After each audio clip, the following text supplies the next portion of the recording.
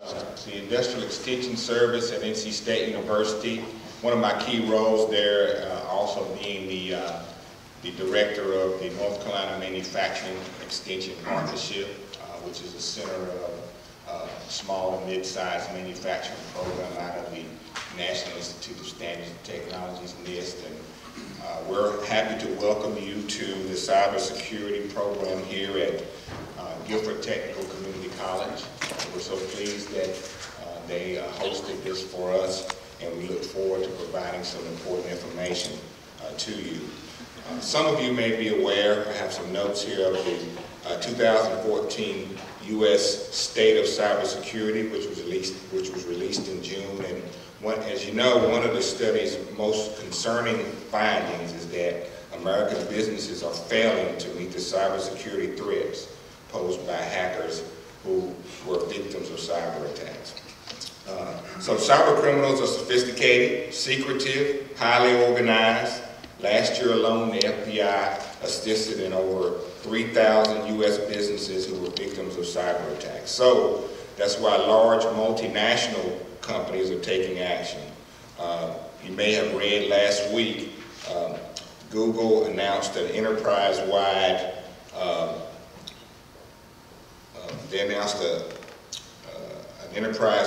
effort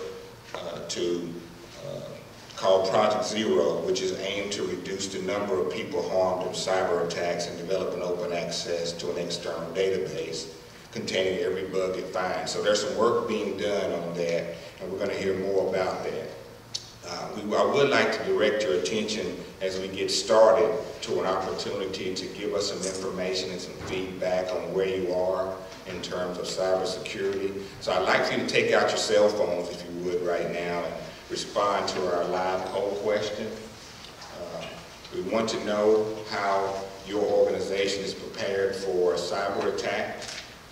So if you take out your poll, your phones and go to your text messaging app, you will have an opportunity to respond to this. You can use your text messaging app to text the code to 37607, as you see on the screen. And in the message box, you want to pick the numerical number that relates to your response. Not at all just starting, some details in place, and we have a fully implemented plan. And at the end, we'll check back in with you based upon the information you hear to try to identify what you believe that are some next steps that you want to go to.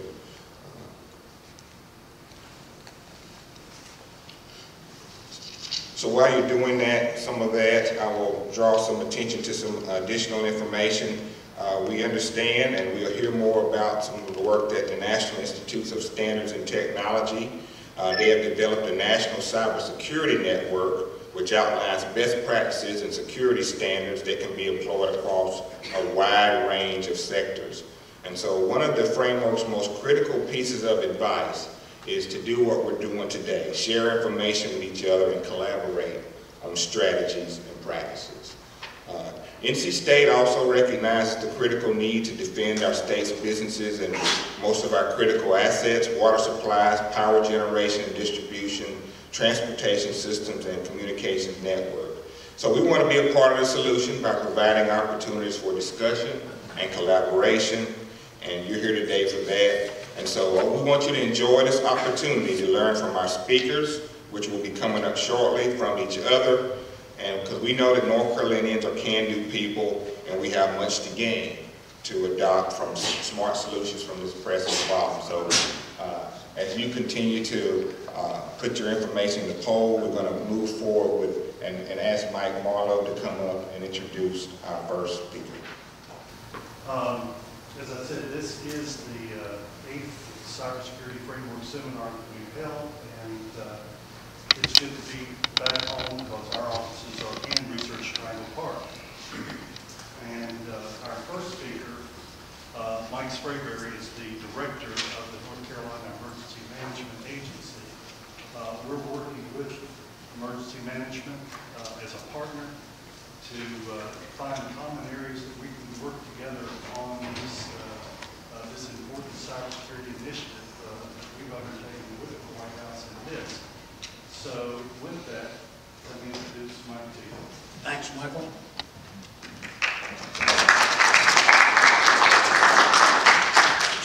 Hey, good morning, everybody. Good morning. All right. So you might imagine that I am not a cybersecurity expert, although I do have a very great interest in cybersecurity. And so I'm guessing that a lot of you guys and gals are IT experts. And so I can tell you where I work, we count on you guys a lot. One of the things I like to tell people, I'm former military, by the way, you might imagine, but 25 years. And so one of the things that I learned in the military was that you're always nice to the payroll folks. You're always nice to the personnel folks. You know, you're always nice to the cooks. And then nowadays, you're always nice to the IT folks, right? Because any one of those folks can really cause you to have a bad day. So if you're an IT person, believe me, when you speak, we listen. So, as Michael said, my name's Mike Sprayberry. I am the Director of Emergency Management, and I'm also the State Emergency Response Team Leader. Our #1 mission is to ensure public safety. You may wonder what's the difference between being the Emergency Management Director and what's the difference between being the State Emergency Response Team Leader. As a director, I work with a team of what I characterize as seasoned professionals to lead and manage the Emergency Management Division. We focus on a lot of different programs, and we have a lot of, we've got about 200 people. It's not a lot, but we do a lot of different things. We are in charge of flood mapping for the state of North Carolina, and we think that we have the best flood mapping in the United States and possibly the world. Right now, my leader of flood mapping, John Dorman, is up briefing both the Senate and the House on the types of products that we have. We're also in charge of geodetic survey here in North Carolina. And you may or may not even know what that is, but basically those guys are in charge of, you know, all of the lat longs, the mapping, the boundaries of the states, the county, you know, our adjacent states, the counties. They also manage what we call cores, the core system. They're continuously operating reference systems that have GPS receivers mounted on the top of each one of them. And we get information from satellites, Russian and American satellites. We send that data to you know, precision construction and precision farming. It's pretty amazing what happens is if you're on a tractor, that information can go to an onboard computer on a tractor and also some historical data that's already loaded on that computer. What will happen is that information will tell the tractor where to put the furrow, how many seeds to put in the furrow, how much fertilizer to put in it for the maximum yield, the maximum crop yield. To me, that's pretty amazing stuff. And that happens right in emergency management. We also have search and rescue. We do everything from urban search and rescue. We have 7 teams located strategically across the state. We also have helo-aquatic rescues with water rescue, wildland rescue, alpine rescue. It goes on and on. We have mass feeding and sheltering. I can mobilize a task force that can feed 30, 40, 50,000 meals at a go. We have the National Flood Insurance Program. We have 7 huge hazmat response teams. We're in charge of fixed nuclear facility for the 4 fixed nuclear facilities that affect North Carolina. We had an externally evaluated exercise Tuesday night from 6 to 11 this week, and we passed with flying colors. I'm glad. I know that you'll be glad to hear. But basically what happens is the Nuclear Regulatory Commission and FEMA nuclear folks come and evaluate us. So it's a pretty big deal for us. We're in charge of training and exercises for first responders, interoperable communications, emergency alerts, et cetera, et cetera. So we're pretty busy all the time. Today when I leave here, I'm going to be meeting with the 17 Metro Chiefs who have a population of 50,000 or more. We're going to be talking about urban search and rescue because they also host urban search and rescue resources. After that, I'm meeting with Department of Health and Human Services about unaccompanied alien children, which you may have heard in the news. We have 1,191 children here in the state. They're not in shelters. They've been sponsored out with relatives and faith-based organizations. Right now, I'm sort of giving you a context before I get into the cyber stuff, so you'll know kind of what we do in emergency management. During a disaster event, according to North Carolina General Statute 166A, the governor delegates the authority to me to become the state emergency response team leader. As the CERT leader, I can call upon the myriad of resources that we have available to state government for response and recovery.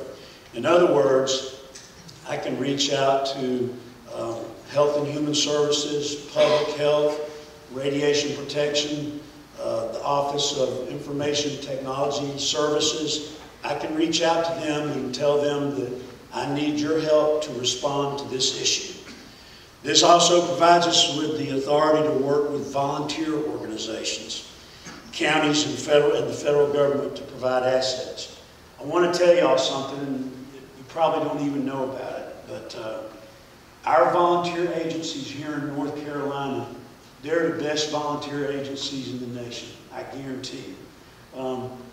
There's no egos, they all work together. And just as an example, based like during Hurricane Irene and Hurricane Arthur that we just recently stood up for, what we do is we call in the North Carolina Baptist men. They have these huge kitchens. Well, the American Red Cross purchases the food to give to the Baptist men to prepare. And as they put those meals out, the American Red Cross then puts emergency response vehicles, also known as ERVs. They'll load the meals up and then they'll deploy those meals downrange out onto the battlefield and serve the people that need those meals. And in the cracks and crevices and gaps that we have where there's no meals that we can't get the ERVs to, the Salvation Army pushes canteens out there. They all work together, they all plan together in the State Emergency Operations Center. You'd be so proud of them seeing them work. The Methodist men, there's so many people that work together to help people that are in a lot of need. So, and I want you to know this. Although General Statute 166A, the law, gives me the authority to give orders to all these people, it's not what I do. What I do is I ask them to do things. I'm not some kind of a martinet that's out there dictating this and this and this. We all work together. We discuss things because guess what? Just like I mentioned earlier, I'm not the authority on cybersecurity. So if we're having a cyber event, maybe First Lieutenant McDermott is down there advising us along with ITS to tell us what to do. I'll be listening to them as to what sort of responses, and I like to say measured responses that we should be taking to mitigate the issue. So North Carolina Emergency Management also houses the Homeland Security section for the state. And our Homeland Security advisor is the Secretary of Public Safety. He's my boss. He's a retired FBI agent. We work hard to ensure that North Carolina's 16 critical infrastructure sectors, just like Presidential Directive 21 has identified, are secure, functioning, and resilient. That's huge for me. I got to tell you, one of the things that I think about every day is, and you guys think about this too, if there's a wastewater treatment plant that goes down, we're having a bad day, I think you would agree. If we have the electric grid going down, another bad day. I mean, these are things that we have to think about, cascading effects. We have to think about fuel. I also work with the Emergency Energy Policy Committee, and so we're thinking about this kind of stuff all the time and building plans. So you need to be thinking about it too, because as I mentioned, everything's kind of based on IT. And so if our IT is not working, bad, very bad. So as I mentioned, North Carolina is a state with many resources. First and foremost, every county in North Carolina, all 100 counties plus the eastern band of the Cherokee Indians, is a signatory to our statewide mutual aid compact. What does that mean to you? Well, that means that all of the resources that every county has, they've signed and agreed they're willing, that as long as they're not at risk from some sort of a threat or hazard, they're willing to share their resources with other counties. Sometimes they charge those counties, sometimes they don't. Just depends on the expense and what type of relationship that they have. And I want to tell you, this isn't the same way in every state across the nation. It's only in some states, and so we're very proud of this. We've had it happen.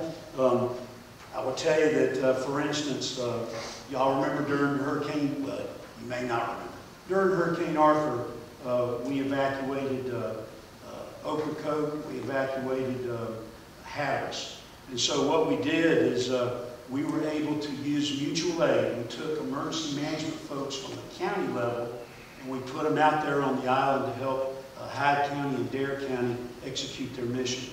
Pretty important stuff, especially for counties that are kind of rural and don't have a whole lot of resources. So what these counties will do is they have a wealth of personnel and a wealth of equipment that they're willing to put what I call into the fight. And that's critical for us. We've got to know by these people signing these documents that they're ready to get into the fight. Now, I'm not saying if, they've also got a mission. Their mission is to take care of the people that live in their county as well. And they also have a mission, if there's a threat that they see coming, they have to address that threat as well. But if they can do it, they do share. North Carolina is well known nationwide for doing that. Some of the types of resources that we have, just to reiterate, we do have a mobile disaster hospital. It's located in Moxville in Davie County. I guess about 60 days ago, we mobilized it and deployed it down to Mississippi. And if you'll remember, Mississippi had some very bad tornadoes, and it destroyed a hospital. And so what we did is we mobilized our hospital, sent it down there, and it's got like operating rooms, it's got an emergency room, pharmacy, all that stuff. And they're able to set up that hospital and operate it for 18 months to 2 years. That's great. That's great stuff. That's neighbor helping neighbor. I would also tell you, well, you might ask me and say, hey, Sprayberry, what's the deal? You're leaving North Carolina very vulnerable. Well, we also have other medical surge assets that are based out of our trauma hospitals that are located throughout the state. We can also surge another 400-bed hospital with doctors, physician's assistants, nurses, and overhead teams. We've actually set that hospital up right here at this community college some months ago. So we do have a lot of medical surge assets. I mentioned the 7 urban search and rescue teams. 2 of those urban search and rescue teams have 72 members each. And then the others have about 36 to 45. And they're primarily paid firefighters from big metro location, big metro fire services. We have 30 swiftwater rescue teams. And when I say these teams, the model here is that we just don't say, okay, you're a team, we're going to send you out there. We pay for these people to take these pretty expensive classes, and they become highly qualified. And then we sustain that qualification year after year. And these classes are not easy, and there's a lot of people that don't make it through the classes. And we also sustain it with a lot of training and exercise. We also have a Hilo Aquatic Rescue Team that has 3 aviation platforms.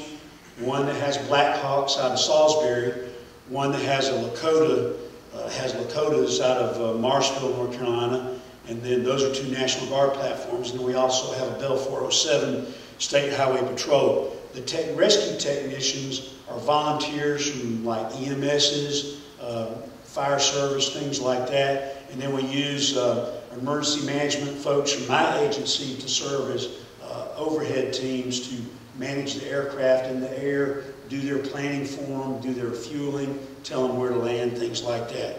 We really have a highly developed interoperable communication system. I would tell you with a radio, it's called an 800 megahertz Viper. I can sit in my kitchen and monitor a rescue out in the mountains or manage a staging area for a big fire down east in Hyde County just with my radio.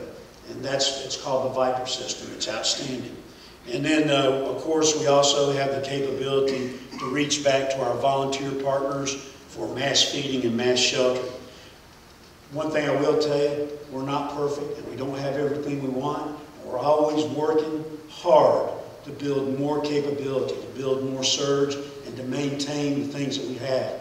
I don't ever want to get capability that we cannot sustain and maintain. That's just bad business. That's bad investment. We'll tell you that North Carolina uses an all-hazard approach to any type of threat that presents itself. We use the standard incident command system that you may or may not have heard to organize quickly and for response. And this provides us with a system that you can use quickly to scale. You can build it higher, bigger, or smaller. It's very flexible. You can add different things, like if I wanted to add IT personnel, an IT division supervisor, I could bring that in. We also have built in the past few years, working with the North Carolina, it's called NICLGISA, North Carolina Local Government Information System Association. You may or may not have heard of that, but I'm a member of NICLGISA, and if you go to their website, you'll see where they have built IT strike teams and GIS strike teams that allow them to go to an emergency operations center at the local level and help them out. As I mentioned, a lot of rural counties don't have a lot of personnel. They may need some people to do things as simple as mapping a drive from a computer to a printer, things like that. So to me, that's kind of exciting stuff. That's good people that know what to do that we can build on.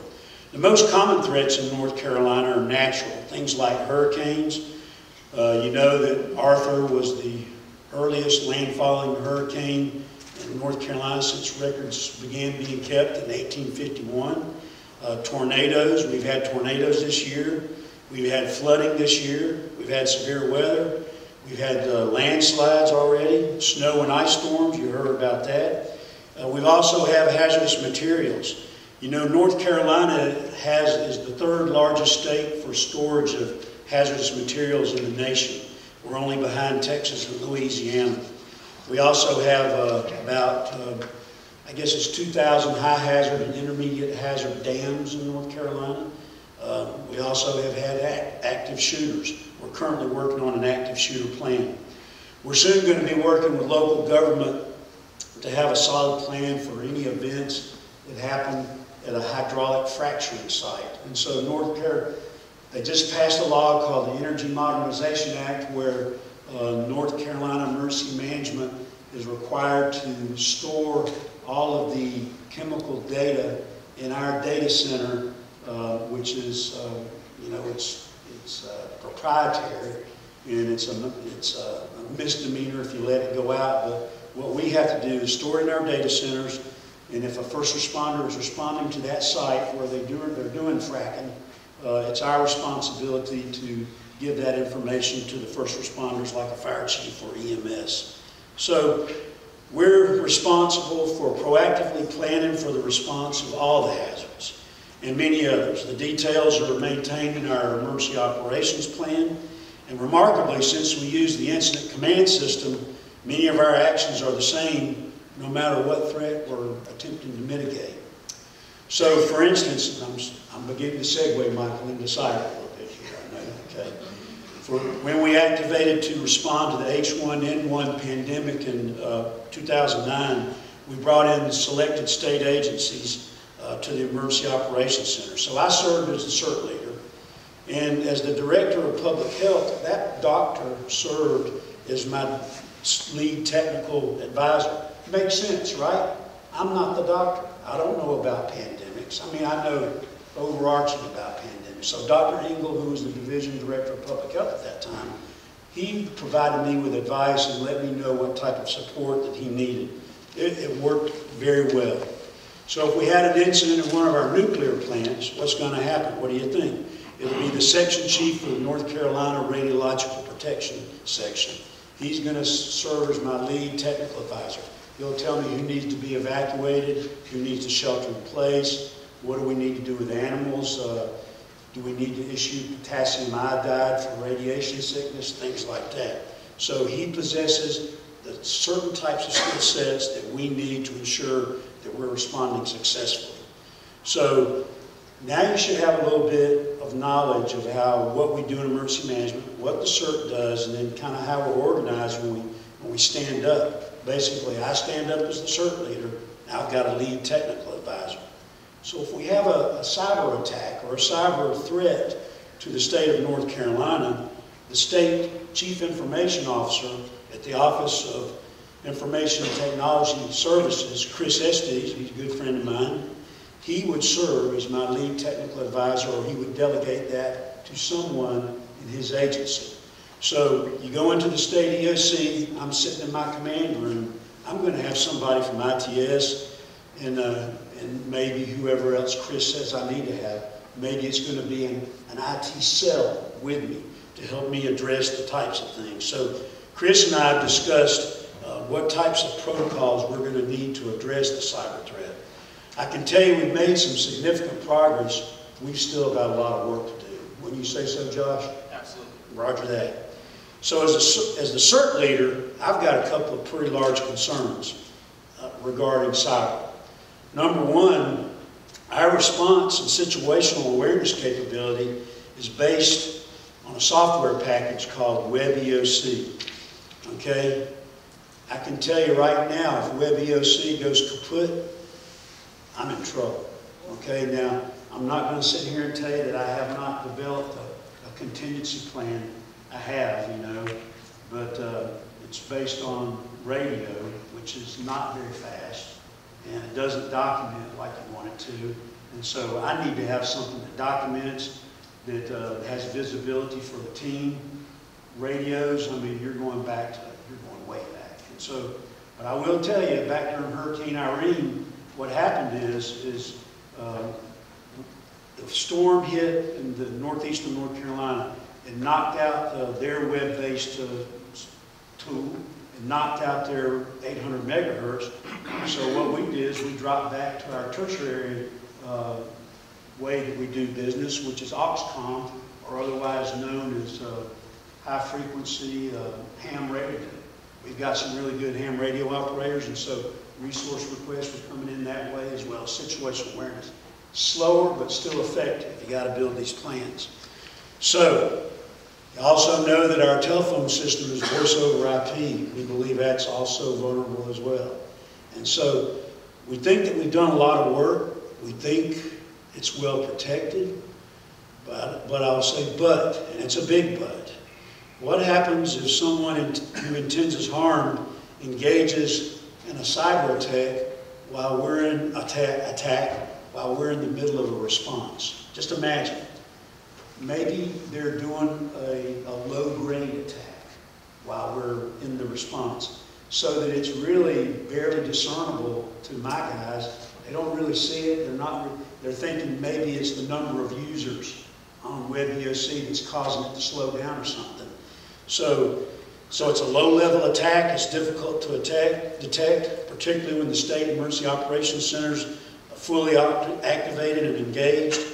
Maybe we see some of our critical infrastructure going down, but you know, maybe they're not doing the big things. Recently, we had two wastewater plants in Charlotte that somebody attacked those, and so we had to engage with that.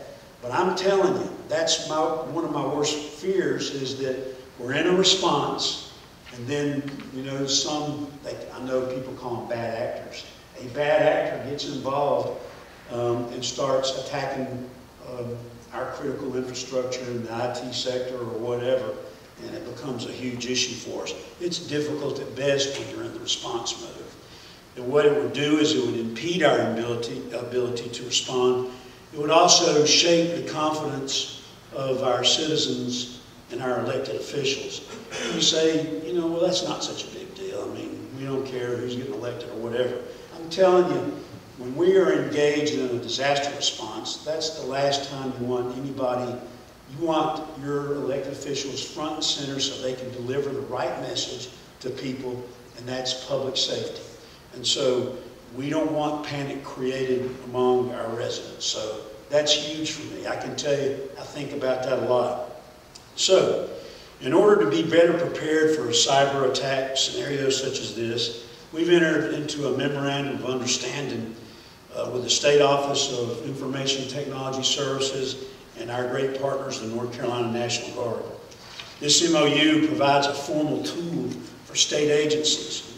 Remember, right now, I'm saying state agencies only, to notify the Emergency Management 24-hour Operations Center if there is a cybersecurity threat. Once this happens, a conference call is held with the Office of ITS, with the National Guard, and with Emergency Management to craft a response strategy.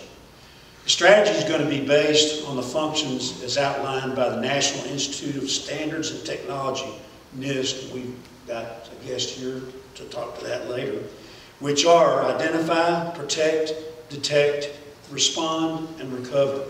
I can tell you that I'm confident in my North Carolina National Guard partners that they've got just the skill sets to do most all of those things. And so, you know, they have a very highly qualified team. Some of the guys have even worked in the White House.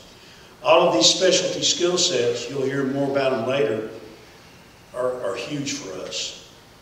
For emergency management, it's sort of like calling up the National Guard as a force multiplier and deploying them for a hurricane, only it's just for cyber.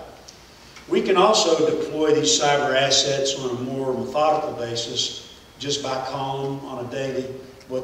Today, if we have a state agency that has an issue, what we'll do is we'll gather together, we'll execute a scope of work, and they'll basically sign a contract with that state agency or an MOU, and they'll begin to work to help them out. In fact, we're currently helping a state agency at this time. We like to think that North Carolina Emergency Management takes a long-range view of cybersecurity.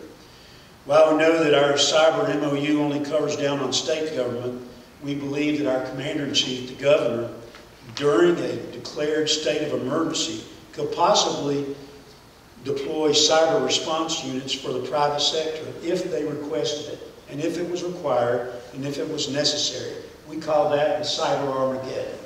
And so if it was something huge, you know, then something like that, maybe. But again, it would have to be with the agreement of the private sector. And plus, I'm sure it'd have to go through a lot of lawyers as well. But you know, if you think about it, if there's a huge attack, I mean, really, you need to think through these types of scenarios. But also, I'm proud to say that we're working with the International Society of Automation, who's bringing together a group of diverse disciplines to craft training, which is going to result in a curriculum for a certified mission-critical professional. That may sound like a bunch of gobbledygook. It's not, I can tell you. What the deal is here is these guys, you know, ISA, not under the umbrella of the Automated Federation, they're working hard to develop this curricula so that we can end up with a more resilient United States of America. That's really important to everybody in this room. And so I just want to say that, you know, the vision of ISA, that's the direction that we need to head. We're going to be partners with you, sir. And I would just tell you, we want to move fast and we want to be decisive. And the things that we hear from NIST, we support that too. So with y'all, and appreciate you hosting this, the Automated Federation, and then finally the Guilford College Community, the Guilford Technical Community College. Thank you. We appreciate this. It's a great facility, by the way. Yeah. And at this time, I'm prepared to answer any of your questions. And I see no questions, so I can exit stage left. Hope you guys have a great day. Thanks.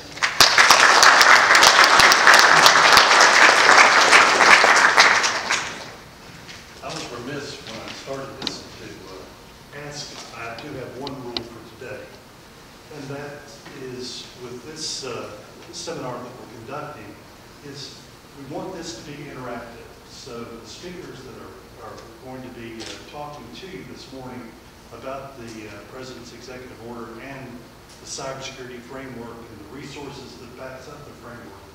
One of the things that the White House and NIST has requested is getting this feedback from you, because the framework is going to be and is a living document. So what we talk about today is information that will be taken back by Adam to Washington for further discussions about the continuation of the framework. So I would ask you to please be interactive with that.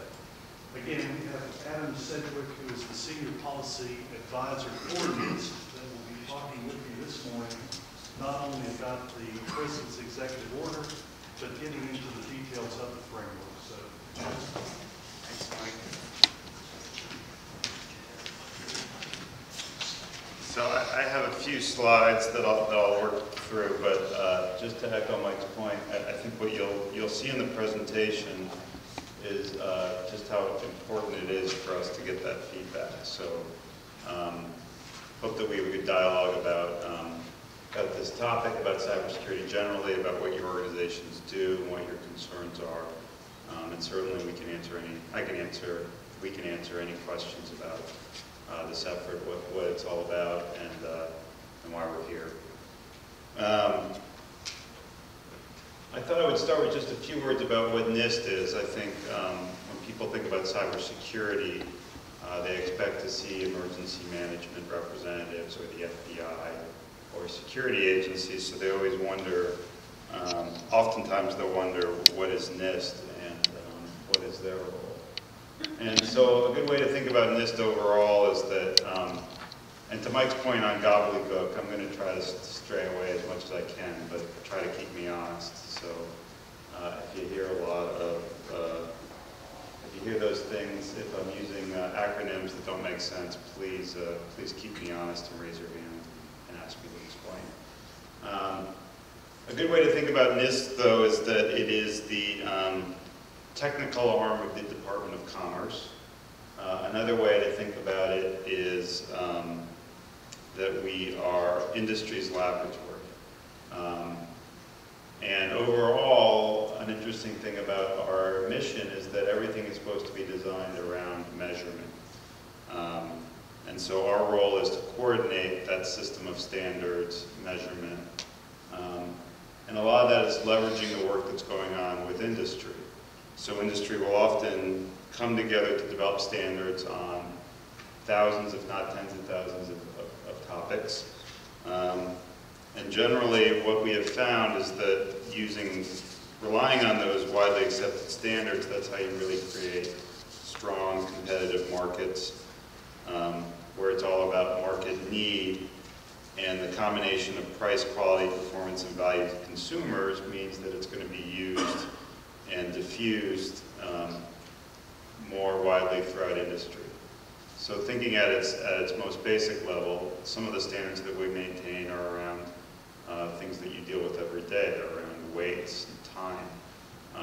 NIST is probably best known for maintaining something called the atomic clock, which they just released a new version of the atomic clock this year, which has been proven will only add or subtract a second in the next 600 million years. The last clock only did 300 million. So that's a good way to think about us overall. These are some of the key topics we're working on.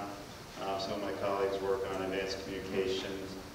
Forensic science is a big initiative that we're working on, also with the Department of Justice, making sure there's rigor so that real life is a little more like CSI. Healthcare and health IT standards, that's been another big project for us. And then certainly partnership with the MEP and advanced manufacturing, that's another area where very precise standards are going to be important. And more every day as these products, as we have these complex global supply chains, people want to be able to build a product once and have it used in a variety of different ways. So making sure you have that rigor of measurement behind it is going to be very important. So that's what we do. And how does that relate to cybersecurity? we actually started this work in cybersecurity 40 years ago when the first encryption standard was developed. And that was really developed for the military. And then folks realized that this standard, and it was actually treated, the standard itself was treated very carefully. People were very concerned about its potential use. But when folks started to realize that it could have a broader commercial application, they realized that it wouldn't be appropriate for the military to hold that standard, and it needed to be one that could be maintained in a manner that could have that trust throughout industry. So at that time it was given to what was then called the Bureau of Standards, which became NIST.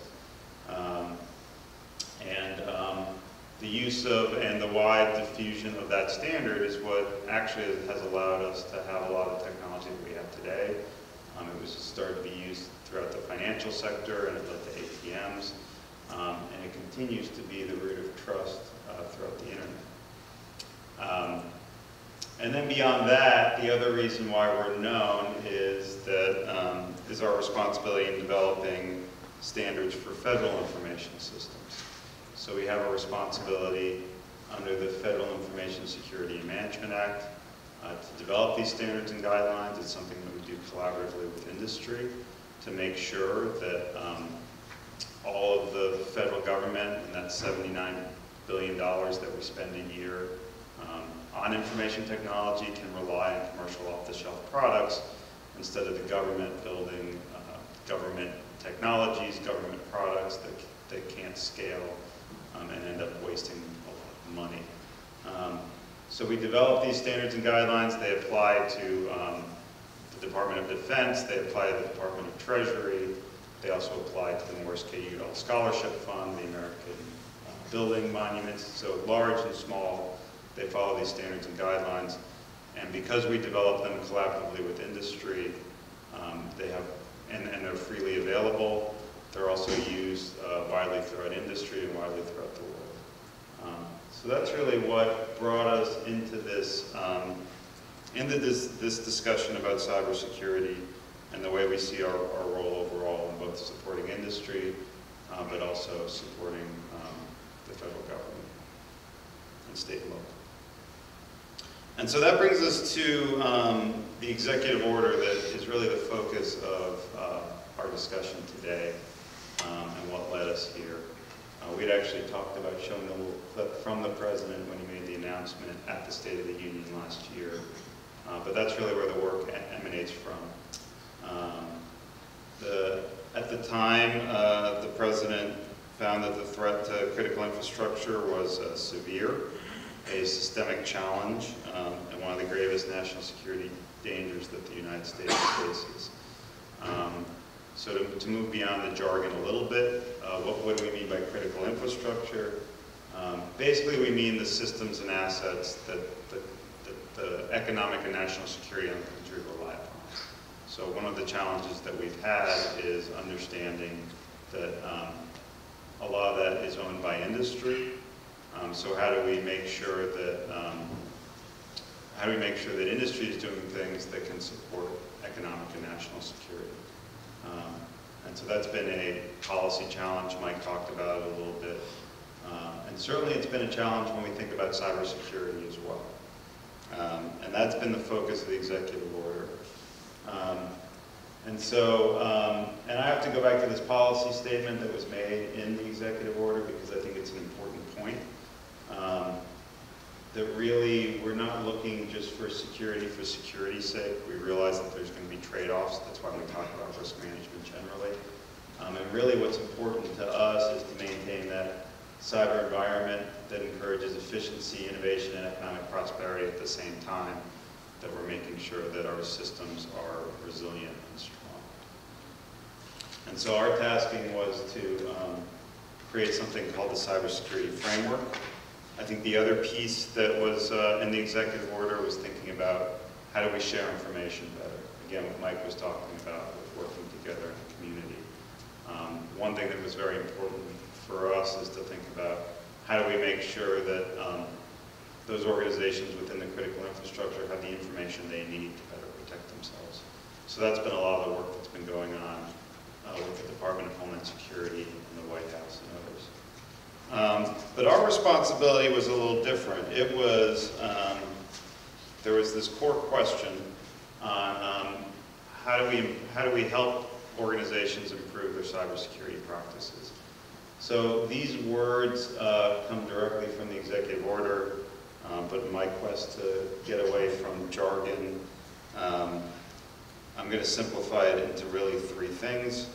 The first task in the executive order is figure out what people are doing, what works for them. The second thing is figure out how to make it so that it's easier for more people to use and that they're used more widely throughout industry.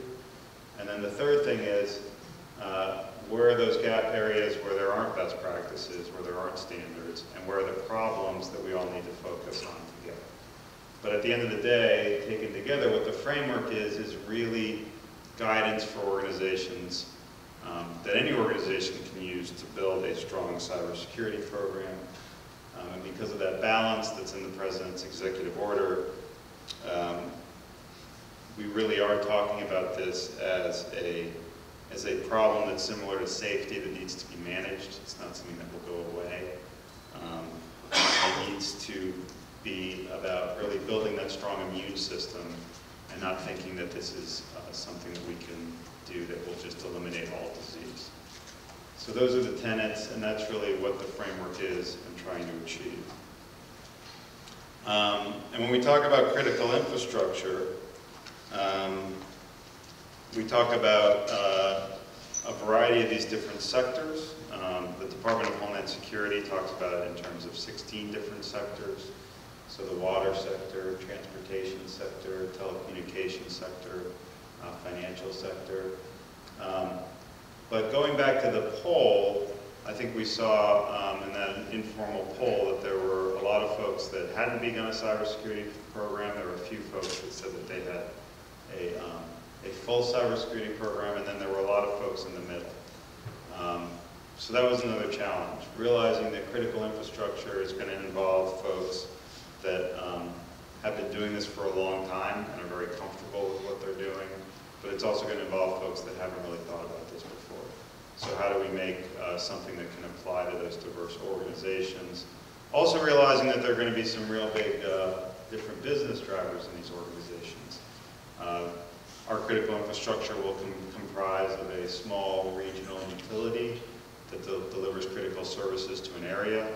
But it's also going to involve large, complex, multinational corporations that have to do business in a number of different countries and have a complexity that's going to be very different from those smaller organizations. And you know, some of the other rules that we had in developing the framework was that it was important to do this in a way that would allow for flexibility, that was technology neutral, and it was really important that we couldn't introduce new things when there are other things out there that fit the bill.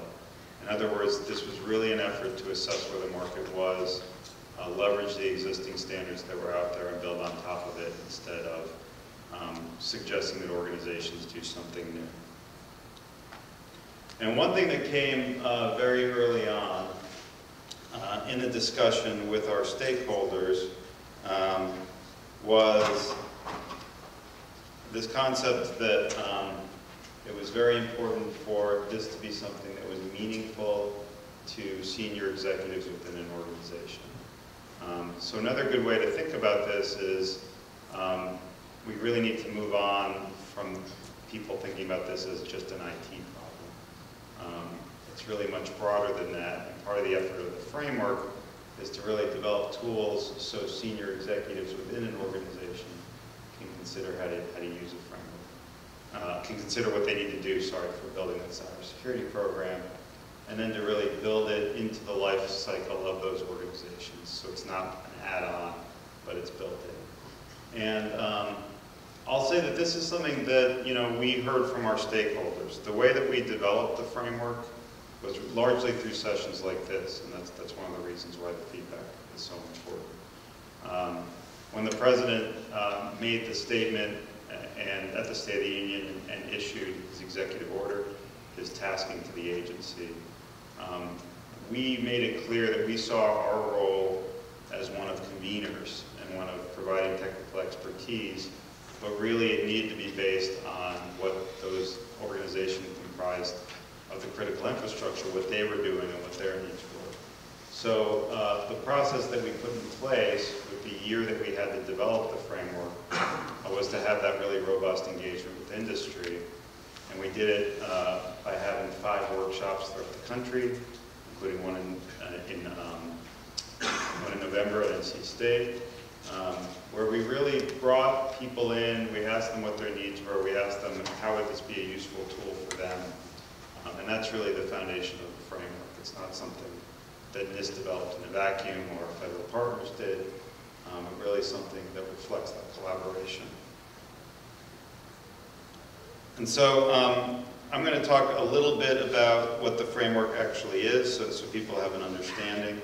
I think Mike gave a pretty good introduction of some of the core concepts. But really the framework itself is about a 41-page document. One of the comments we got early on was keep it short. And 41 pages is very short for NIST if you see some of our other material. And so these 3 pieces really work together as guidance for organizations with their cybersecurity program. And so there are 3 main pieces. There's the framework core. The framework core is that collection of best practices, the things that people are already doing. The framework profile is the tool in which organizations can say, okay, here's my cybersecurity program, here's how I look today, here's the technology that I rely upon, here are my business drivers, here are my requirements, here's where I'd like to go. And then the framework tiers are really to help get at that continual improvement, where organizations can think about how is it that I want my cybersecurity program to look, how is it that I get to point A to point B, and really understanding that organizations are going to look very different depending on those business drivers, and your cybersecurity programs are going to look very different as a result. And so the framework core, which is really the foundation of the overall document, the overall approach, the collection of standards and guidelines, divides up good cybersecurity program into these 5 higher level buckets, what we call functions. And this is what Mike mentioned as the foundation for the MOU within North Carolina. And that is, to think about your cybersecurity programs at a very high level, think about it in these 5 areas. Identify. What is it that your organization needs to protect? What are your business drivers? Protect. What can you do to better protect those assets? What are the safeguards that are available? Detect. What can you do to make sure that you understand when incidents are occurring, when there are problems within your organization? Respond. Once that detection occurs, how do you better protect yourself? And then and minimize the impact of those incidents. And then recover. How do you get back to your normal operations?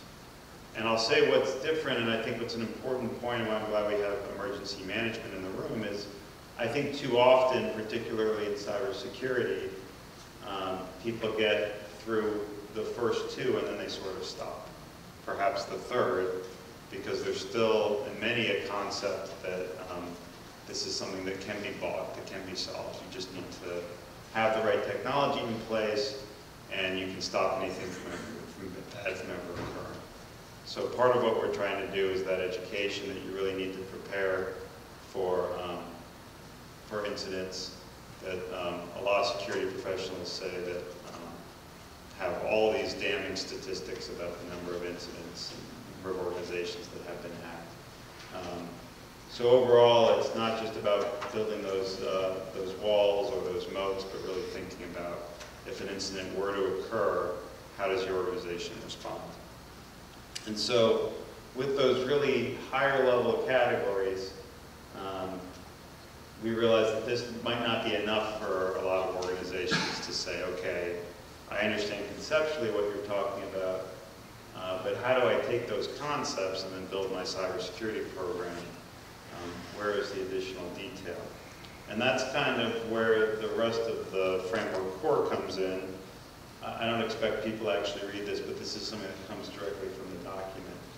And as you can see, at this higher level, protect, something else that you need to consider is asset control. You need to make sure that the people that have access to the things in your organization are authorized, the transactions are authorized. So that's a higher level outcome you're trying to achieve, and then moving from left to right, you have additional detail on how you get there. And on the right, what you see is those underlying standards. So those are the international standards that industry relies upon today. One of them, as I'll point out, is ISA 62443, which Steve and Pat will talk about. So the idea is, as you develop a cybersecurity program, and you think about looking at these 5 higher level functions, then you can figure out, okay, what do I need to do underneath access control, and how do I actually get there, and what is my organization doing today? So, and how do we get to those higher level outcomes that we want to achieve, and what makes sense to us? And then once you have that, then you use that to really build a framework profile, where you think about what is it that we need to do, what are our regulatory and legal requirements, what does our existing cybersecurity program look like, and then how do we develop that roadmap so we understand where we need to be. So I have a couple more slides, but why don't I stop there and see if there are any questions before I move on. Sir. We hear in the news where China and Russia and foreign countries are all the time hacking into our defense systems. Right. And stealing plans for helicopters and planes and things like that. Are we any better prepared today than we were a few years ago when this was happening? I just wonder what our government's doing for that. And also, something that comes closer to home is all this spamming and stuff that's going on to steal our Social Security numbers. My middle daughter just got her Social Security number stolen, and somebody took out a bunch of charge cards and maxed them out. We hear about Target. I was looking on my phone. I've had 38 calls since April from Rachel of Card Member Services. Yeah. And I talked to them one time. I said, "What you're doing is illegal. I have my phone blocked. Why are you doing this?" And they told me, says the government won't do anything about it. Why are we not pursuing doing something about all this scamming that's going on today?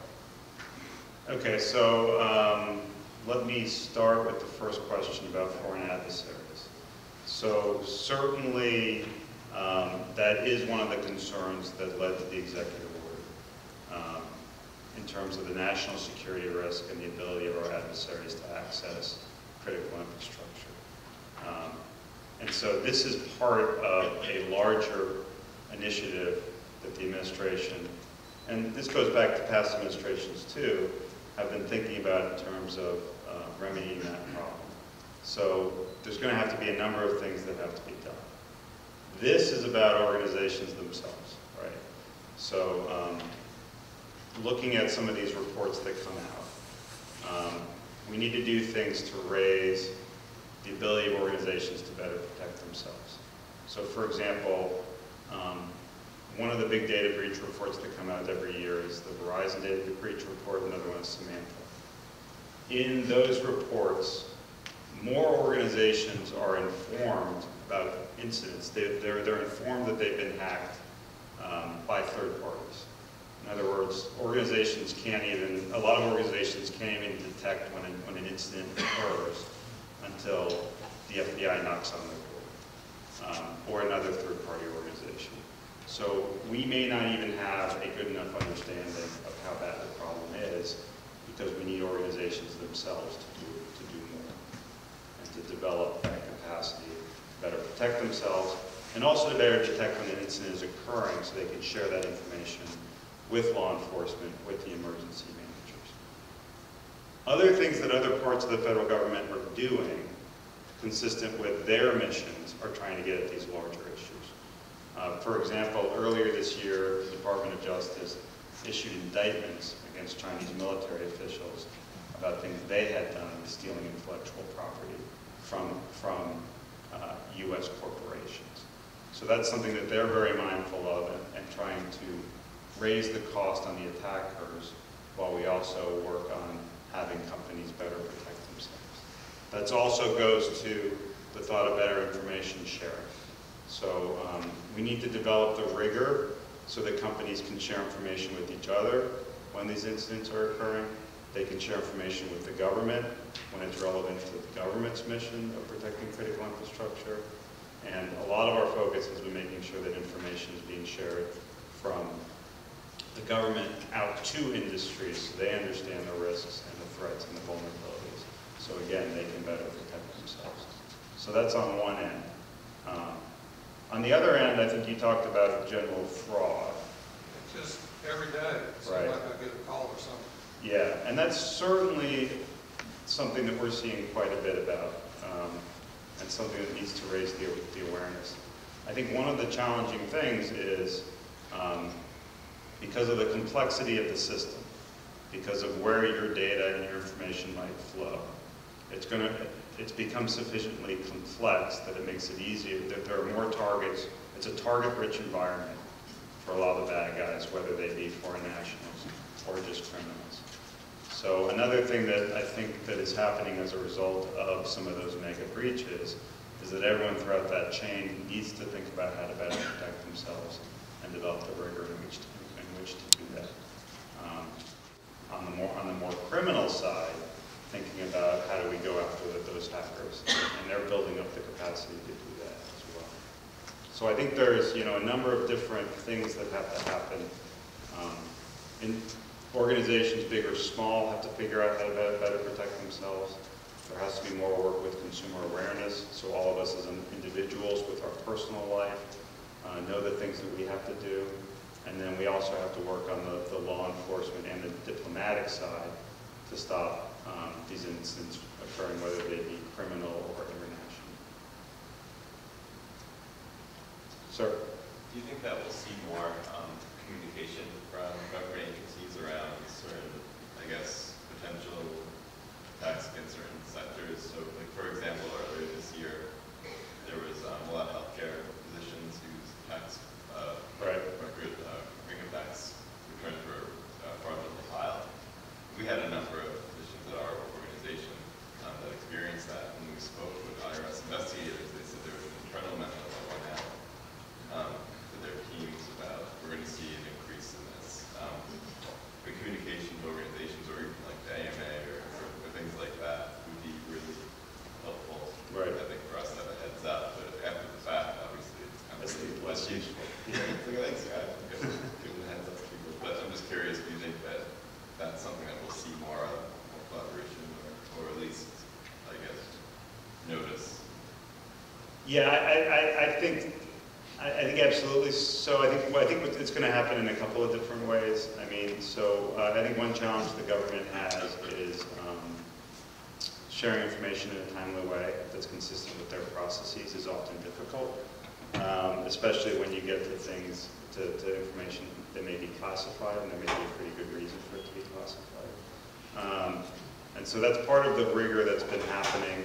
And I think the number of alerts that it's been a real focus for a lot of people within the federal government, and the number of alerts that U.S. CERT, which is part of the Department of Homeland Security, that went up like, I think, threefold last year. But I actually think what's going to happen is that organizations themselves are going to have to figure out, where do I want to go to get the information that's relevant to me? And I think a lot of what we're seeing that's very interesting is that as industry groups sort of self-assembling and figuring out, okay, how do we share information ourselves separate from the government in a way that's useful for us? Because I think what happens often is people think about it as just kind of one stream of information, where actually different organizations are going to need to know different things. So I think that's part of the rigor. That's going to be part of the rigor of developing a cybersecurity program. But I do think people are very mindful of how do we share information and how do we do it in a way that's streamlined, efficient, and effective. Another outlet is the FBI CyberGuard network. That's right. That is information sharing that you can join the CyberGuard network, but that helps to get that information out about cyber attacks that they're investigating and offering that information to all kinds of entities to take a look at and see where their vulnerabilities might be with those types of incidences. I think uscert.gov is a good place to start. And then, there's a lot of other places you can go depending on what makes sense for your organization. Sir? Are there any thoughts or rules of thumb in terms of the type of investment organizations should make in cyber programs as a percentage of their IT budget? Just wondering if there are any thoughts on that. Let me get back to that one at the end. Okay. I think I have some additional slides that will go at that a little bit, but it's an important point. Sir? So I want to compliment the process and the framework. Excellent job of doing that. But then now implementing it is a huge cost burden compliance addition. And the federal government is really good at adding the compliance requirements to those of us that have to apply. So the point of that was, is there any effort being done to help not just create another purchase opportunity for us to buy some service or some endpoint or some tool, but ways to help the open source and self-assembly, the ways to make it so that to bring down our costs and give everybody's tools. Yeah, so that's certainly tied to this question. Yes, there are. Let me also get to that at the end. So I'll handle costs and our efforts on compliance at the end. Is there anything in the framework or the NIST policies, Mr. Sager, that addresses software or hardware that we might be using from other countries, such as embedded chipsets from China or antivirus that's produced in Russia? Are there any policy guidelines there to avoid those kind of risks? Yeah, so we have general supply chain guidance, and that's something I can certainly share with you. It's something that our stakeholders brought up quite a bit. But part of that is thinking about, we generally don't tie it to country of origin because it tends to be a little more complex than that. So we certainly have high-level guidance on how to think about your supply chain and the products that you put in and things you can do to better protect it. Focused on supply chain, but that's also, the field itself is very new and very challenging, so it's something that we also identify as an area that we need to do a lot more work in terms of overall supply chain.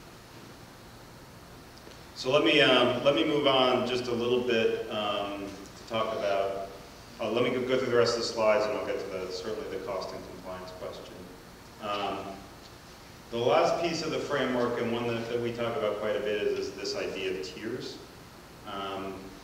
And this really is meant to give organizations a path so that they know how to get started and know what sort of organization they want to be. One of the other key challenges we had in developing the framework was that often in these situations when you develop something that's called a baseline or a floor, and you recommend that this is what all organizations should do, but they probably should do more as well.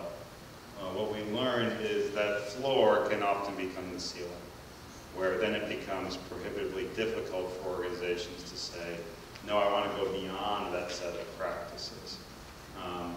So we want to be very mindful of that and really remind folks that this isn't a checklist compliance exercise, but it really is thinking about risk management so you're prepared for new technologies, new threats, and new vulnerabilities.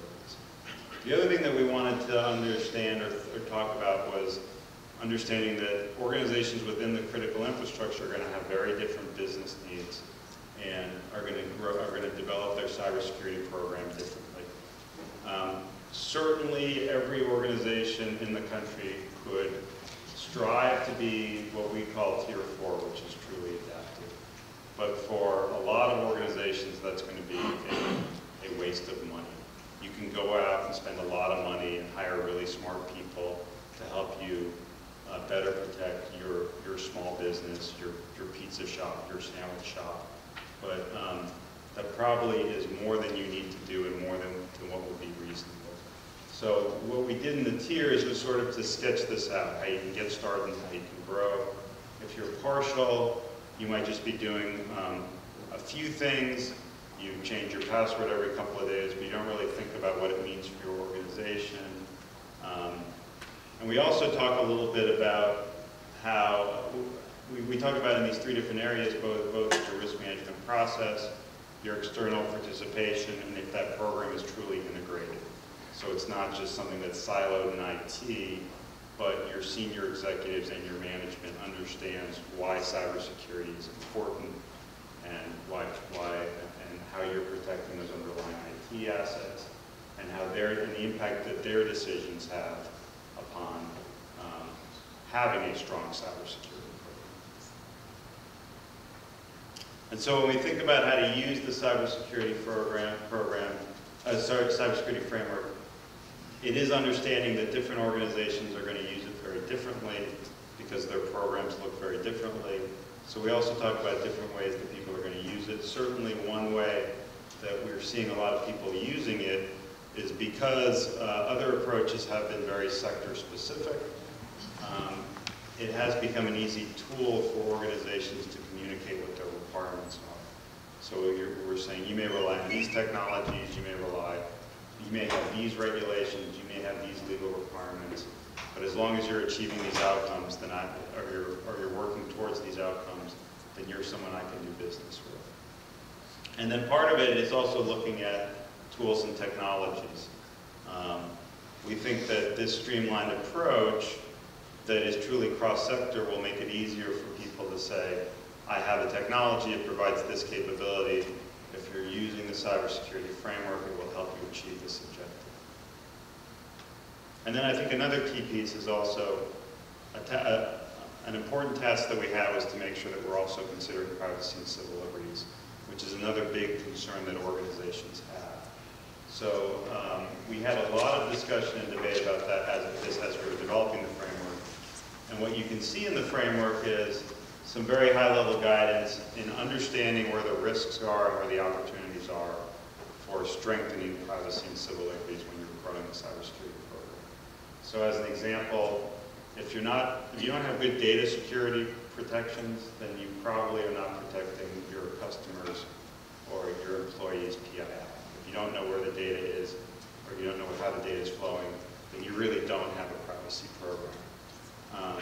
And then the other end, so that's certainly a risk. And then the other end, and the other end, in terms of opportunities, you can think about how do I integrate privacy into my training? When I'm thinking about doing the detection part of this, how do I make sure I'm monitoring my employees and customers? So we have some high-level guidance within the framework on how to consider that. And that's something we intend to kind of work on moving forward as well. And so where we are right now and kind of why we're here is we are really asking folks to take up and use the framework. It's a voluntary program, so it's very important for us to bring as many people to the table as possible to think about what the values are. As Mike mentioned, this is intended to be a living document, and it's intended to be something that people can build on top of. So one of the things we are seeing is sector-specific groups are thinking about what their sector looks like, what their additional needs might be, and they're presenting that material out. And we're also working on sort of examples on how organizations are using the framework, again, to really help with that on-ramp, so people that don't know how to get started have a better foundation, they know where to go to, they know where to look. And then another piece of this, going back to that initial slide with the tasking of the executive order, is we were asked to think about what should we cover next. And as we released the framework, we also released this document that talked about what the next steps need to be. To the question of supply chain, that's certainly one of the items that we think we'll be working on for a very long time. Things about workforce that I think we'll talk about later today as well. Authentication, what are the tools and technologies so that I know who's on my system. All of these things came up quite a bit, and it's something that we talk about in that document, and it really does provide that roadmap for future work. And so, at the end of the day, what we hope to see happen is that the collaboration that we started with developing the framework can continue. One of the things we intend to do is to put out what we call a request for information, broadly seeking people to share their experiences with how they're using the framework, what the challenges are, if they be cost or compliance, and then help us to think about how do we work together to address those problems moving forward and having this be a more useful tool. And I'll say another thing that we're seeing is we're asking our partners across the federal government and other places to think about that compliance burden and to think about how their regulations, how their requirements can fit in with the framework. In other words, one of the challenges that we hear all the time is that security professionals are hiring more and more people just to work on compliance. And so we're hoping that this common lexicon of the framework will allow people to implement strong security programs once and then comply many to help reduce some of that complexity and make it easier for organizations to manage their risk. And so all this material is available at this URL. My email address was on the first slide. You can also email us there. And in addition, these slides we can share publicly, certainly. So let me take your question, and then I'll also answer their questions. Yes, my name is Zachary Mitchell from the University of North Carolina, Wilmington, on the CISO there. I accept the responsibility of maintaining and protecting the personal identifying information of my constituents and my clients. However, the frustration we have in my environment is when there is no follow-up to prosecute aggressively those people that have come into the environment. That's against the law, all right? So what we're confronted with is a twisted way of looking at this, making the victim look as if you hadn't done everything possible to do it. When somebody breaks in your house, right, you can have ADT, you can have locks, locks. If somebody has enough resolve, they'll do what they do, but the law aggressively looks at that person, prosecutes them, and brings them to justice. Right. This isn't happening. I work with the FBI a lot, especially with what happened with us. They put it into an abyss, it goes like into a black hole, and you don't hear anything else, right? And they dismiss it as if it's like, oh, it's offshore, there's nothing we can do. But that's a weak argument. There's no amount of money that we can put in place to protect ourselves. The framework is fine, we do those things. You got $1 billion of industrial companies like Target. They got large budgets. They put large amounts of security. The CEO left because of the breach. And that was wrong because he was violated, not because he did something wrong, but someone wronged him. So I think we need to take a very aggressive approach to prosecute, bring to justice some of these people, and make the penalties very stringent. 20, 15, lifetime, Bernie Madoff's in jail for life for doing the things he did. Somebody breaks into a system and harms millions of people, they go to jail for life. Right. And so if it's offshore, it's a declaration of war, that kind of stuff. It's got to be taken seriously from not just so much us. Okay, we're hired to do these things, but we don't have the amount of resources to put in place to prevent that from happening. I made a vetting statement, but it seems like more cooperation that we can have in the bad sector, trickling down all the way to law enforcement to bring these people to justice would probably thwart some of these attacks and serve as a deterrent. So yeah, I mean, I couldn't agree more, and I think I certainly think our colleagues at the FBI are thinking more about how to have those prosecutions. I also think that I think you're also right about this cultural aspect of blaming the victim, which is something we absolutely need to move. And that's one thing that, we talk about quite a bit when we think about this structure of the framework, because I think there's still, right, security professionals, you probably realize that incidents are going to happen. Right? You don't plan that you're going to be able to stop 100% of attacks, right? So, I come from an agency that's obsessed with measurement. And so how effective is a cybersecurity program that's 98.9 effective? So how do you measure that? So we certainly so I couldn't agree more, and I actually think what I hope that this will allow, in some ways, will help us move beyond blaming the victim, because we're declaring here that this strategy isn't one where we're pretending that you can stop bad things from happening. And so I agree that it needs to be a partnership where it's not only that organizations themselves are doing more, understanding the risks more, sharing more information, but then we're also developing the rigor with everything else so that there are increased prosecutions, so we have a better understanding of how to, in many cases we're seeing efforts of putting these cases together so you can get to that right threshold so that you can go after the bad guys. That's what organizations like the Cyber Forensics Institute in Pittsburgh, that's one of the things that they're doing, where they're working together to develop packages that you can get to the FBI for those prosecutions. So it is part of the strategy. I'm not from the FBI, so I can't give you that level of detail, but I will take that back and share it, because I agree. I think it's important. Let me take your question, but I'm going to hit the cost question and compliance question. Yeah, so the question is kind of what you're talking about, just now about measurement, and that's a big thing for me in looking at the framework. For each of the various functions, what are the standards out here from measurement? Say what are important metrics for each of these things? So as we go through and build out a framework, right, it's kind of easier to develop an internationally recognized set of metrics. So we can collect the right data and be able to measure that security program in an easy way. Let me get to the cost question, and I'll get to your measurement question.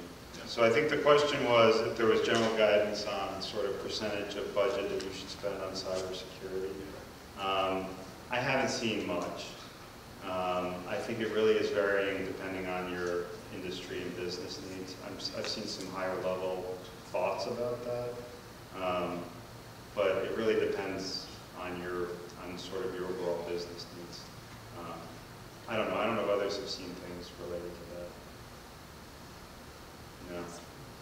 Ghana has white papers on it, but I mean, like I said, it's frivolous, man. Yeah. They're supposed to, you spend $1 billion at me, right? Right. So it's frustrating.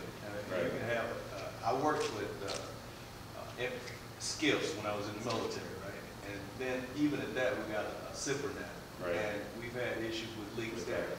Okay.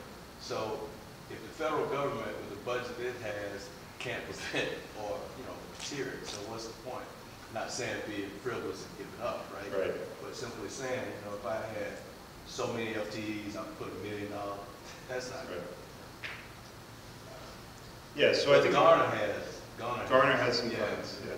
Well, and I actually think that's sort of the next phase of the work, right? So when we talk about the communication to the business level, and we talk about, we're asking folks if this makes it easier for you to communicate so that CISOs can get the funding that they need. So I think that's part of it, is the rigor and looking at the sort of the larger governance issues. So you're presenting to the CEO, this is why you need to care about cybersecurity, and here's an appropriate way to invest, an appropriate way to think about moving forward how you build a strong cybersecurity program. And then there was the question on compliance. One of the items in the roadmap was on conformity assessment. And so we made a statement early on that says that we think that the standards themselves should be developed by industry. We also think that the ways in which people assess should also be developed by industry.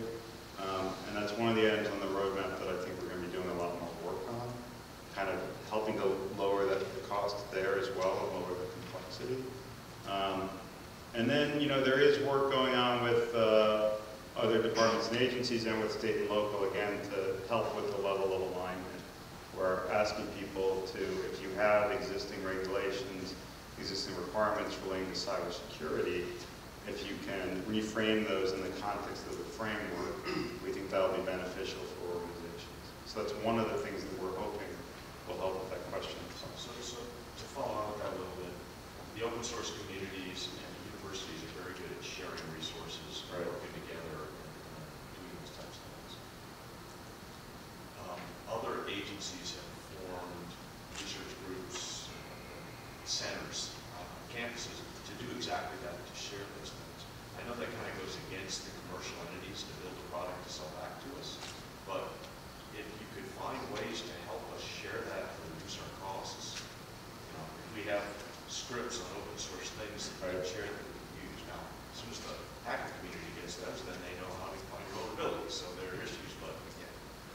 Okay, I think that's a good point. And certainly, this is open source to the extent that everything we produce is anyone can take and anyone can use. But maybe some targeted conversation with those communities would be good. Because I think that's one of the questions we're asking now. You know, this starts off as a 41-page PDF. We're putting some other things out. We just put out a tool last week, an open source tool that we developed within NIST, but we want people to take out and use it. It's just a simple program where people can take and develop their cybersecurity program and kind of port it out. But I think that's one of the questions I think when we put out this request for information, we're going to ask. And so if you could help us get responses from that community, it would be really helpful. And so the question on measurement, so one of the, I think, really interesting things about the way that the framework was developed was our stakeholders made it very clear that they wanted us to focus on outcomes. So as a result, some of the language in the framework itself is a little tortured. So for example, right here, if you look at one of these, we say remote access is managed, instead of just saying manage remote access. But I think what's going to happen in the end is that it creates sort of a high bar, and then we're going to be able to have really focused questions underneath that to say, okay, what are the things that you do to get to that outcome? And then we're going to be able to ask questions, now that we have this foundation, what are effective metrics, what are effective measurements so that you have a level of comfort that you're achieving that outcome?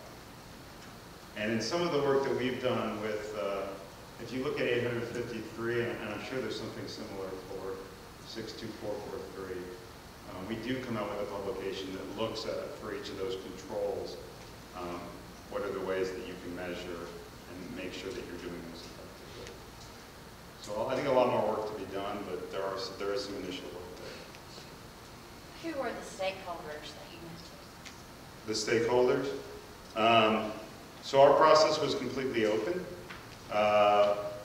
We got comments, we got formal comments from about 500 different stakeholders.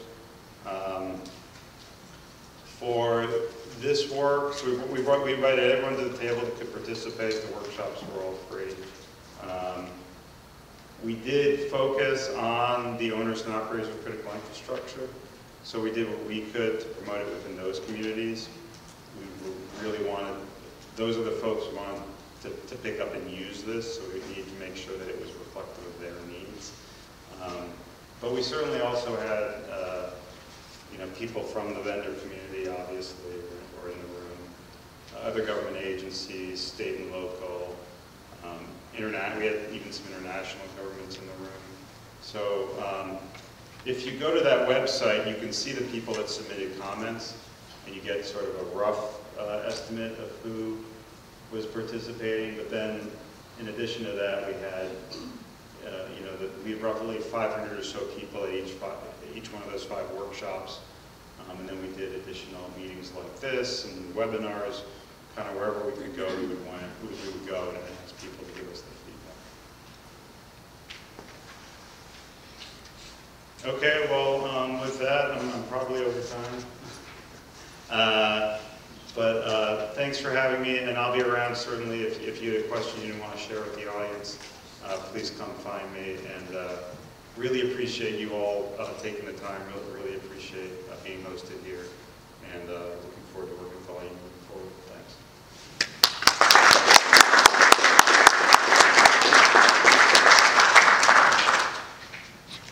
As Adam alluded to, one of the important aspects of the cybersecurity framework is the IEC 62443 security standards. We have with us Steve Mustard, who was team lead for the Automation Federation Cybersecurity Framework team. It's going to go into details about what 62443 is all about. Steve. How many here are familiar with industrial control systems? Okay, that's good. So I'm not telling you stuff that you already know. Good. Industrial control systems in every aspect of our lives, food and beverage production, energy production and distribution, transport, pipelines, anything you can think of is probably somewhere involved in industrial control system. These things have been around for many years, starting out with pneumatic and hydraulic valves and actuators that did things to help make things easier to operate and use. And gradually over time they've become more and more IT oriented. For many years the IT software used his laptop and sat in his car and operated the control system and managed to release hundreds of thousands of gallons of raw sewage into a hired car park and a golf course, creating a huge environmental incident in Australia, and really raised awareness in Australia and then around the rest of the world about the fact that these systems were actually vulnerable to the kind of things that we were worried about in the rest of the IT world. Since then, you've heard of many incidents like Stuxnet and others that have been in the press. Some incidents that we've not really heard about, but if you were in the business you would know about.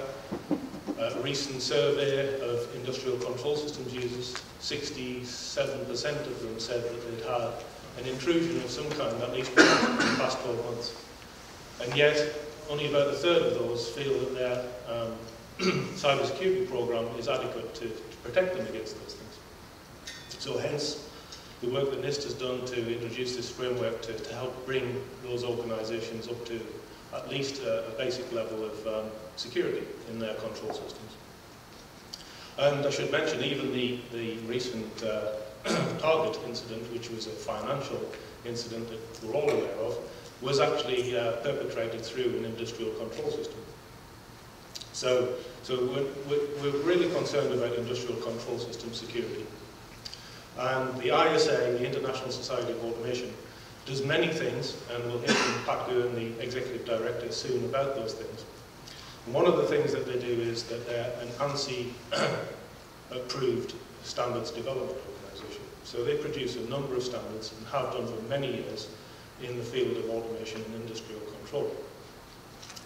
And over 10 years ago, they started work on a set of standards for industrial control systems security. They recognised that the standards that existed at that time for IT security were not suitable at all for industrial control systems. The big reason is that I mentioned earlier that these systems are different, the way they were connected, the way they were used. But the real big difference is that industrial control systems need to operate 100% of the time. At least, they can't, but they try to achieve 100% of the time. If you work in a food production plant, for instance, if you take a Budweiser bottling plant, if that industrial control system stops, that's thousands of dollars per minute that their system is down.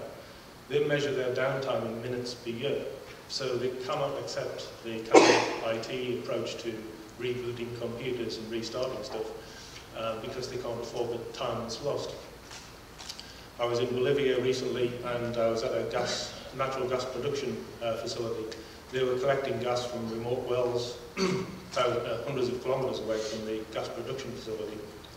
And if one of those wells was to stop operating, the well would fill with sand, and then they'd have to spend hundreds of thousands of dollars to actually get the well back up and running again.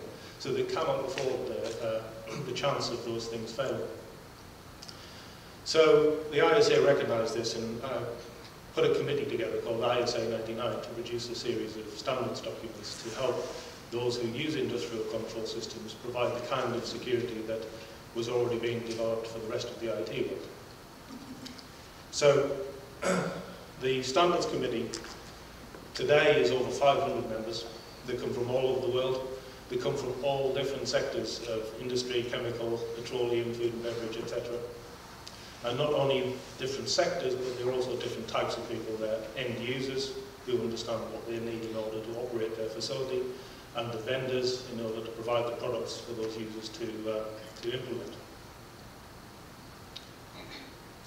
This is the scope of the committee, and I put this up really so that you can see that this maps very closely onto the whole concept of critical infrastructure that Adam talked about earlier.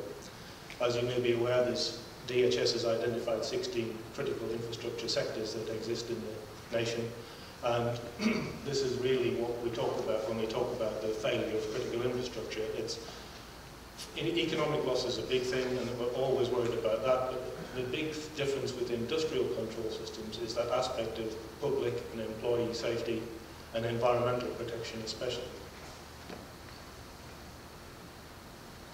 So the committee, ISA 99, as I said, produced and has been producing a series of standards documents for industrial control system security for many years.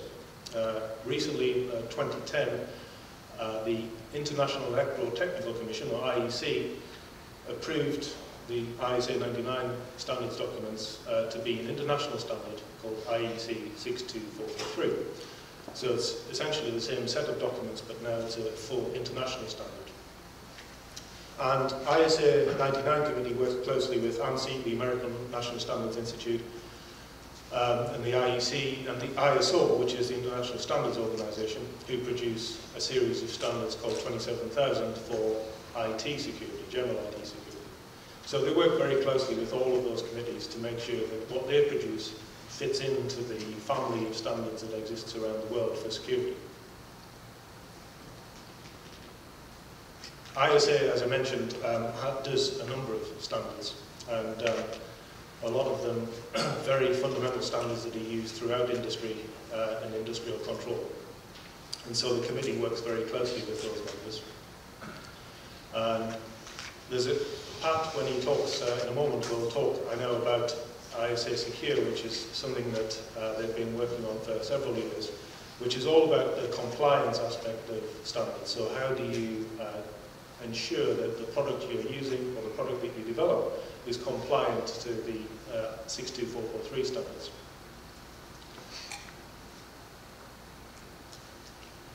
So this picture, you won't be able to read the text, but this is actually available on a website that I'll give you the URL for in a moment. I really just want to point out how the structure of the IEC 62443 standard looks. Like most of these standards documents, it's kind of hierarchical design where you start at the top with the overview, the general concepts and foundational aspects. Then it takes you through the policies and procedures that you need to use in your organization. And then going further and further down into detail of the systems and how they need to be developed and the components in those systems, how they need to meet the standards in order to provide the necessary security. So just a little bit more detail about those levels. In the general thing, one important aspect to emphasize is the terminology. It's a big issue with any of these kind of things is having a common terminology that everyone understands. So when we talk about risk assessment and metrics and things like that, we're all talking about the same thing. Another important aspect here touches on something one of the questioners had earlier, which is about security compliance metrics. So there's a whole document here which talks about what metrics could be used in order to assure yourself that your system or your organization or your product meets the 62443 standards. In the policies and procedures section, what we're talking about there is here are some documents which help you develop your own security program. It might be your organization needs to have a security program for the systems you operate, or it might be that you're a vendor and you need to have a security program that means that the products you develop are compliant with the standard. One important document in this set is the patch management document. So patch management, anybody involved in IT knows about the importance of keeping up to date with the latest patches from vendors.